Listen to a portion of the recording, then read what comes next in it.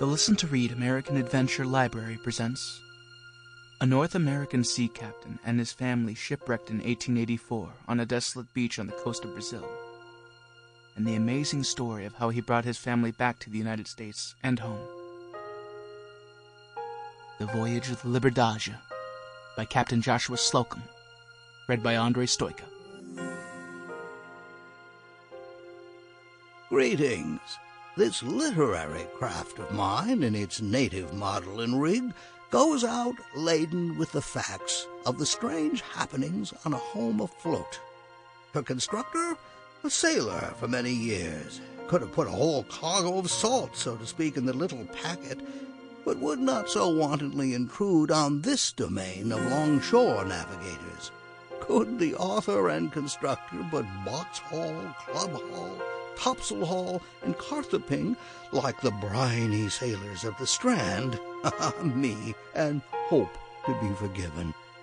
Meteorological data of the voyage is used only for small stowage in the general cargo, statistics being left entirely to the works of the scientists where they more properly belong.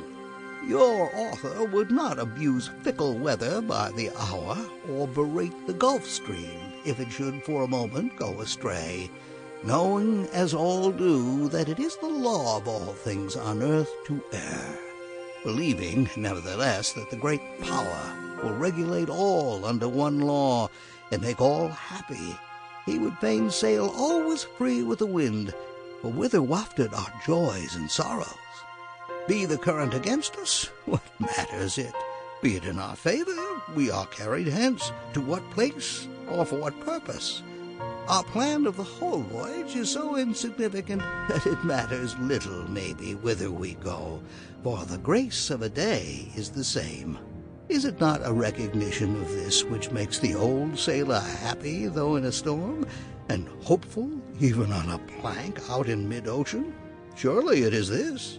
For the spiritual beauty of the sea, absorbing man's soul, permits no infidels on its boundless expanse. In addition to the voyage of the Liberdade and the history of what led to it, is related the rescue of the Gilbert Islanders on that other memorable voyage in the lofty, noble ship, the Northern Light. Often and often, in the hour of great distress and bitter sufferings, the story of the Islanders has come in my thoughts, and I have said my state is not yet so bad as was theirs, nor my condition so woeful as that of the stricken sailors on the pest-ridden bark upon the inhospitable coast told in the story. The author. Chapter 1. The ship, the crew, a hurricane, Cape Verde Islands, Rio, a Pampero.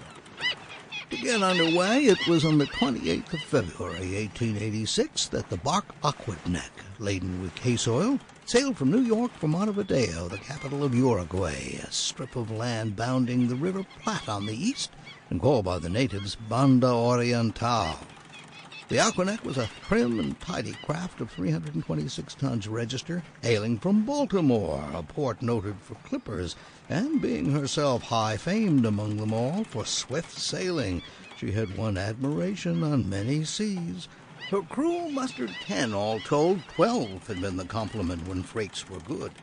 There were beside the crew, with regular stations, a little lad aged about 6 years, and his mamma, age immaterial, privileged above the rest, having all rights in, that is, not having to stand watch. The mate, Victor, who is to see many adventures before reaching New York again, was born and bred on shipboard. He was in perfect health and strong as a windlass.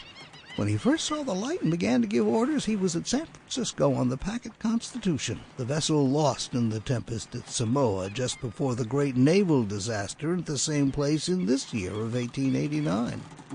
Garfield, the little lad above mentioned, Victor's brother, in this family ship, was born in Hong Kong Harbor, in the old bark Amethyst, bona fide American citizen, though first seeing light in a foreign port, the Stars and Stripes standing sponsors for his nationality. This bark had braved the wind and waves for 58 years, but had not up to that. Sample complete. Ready to continue?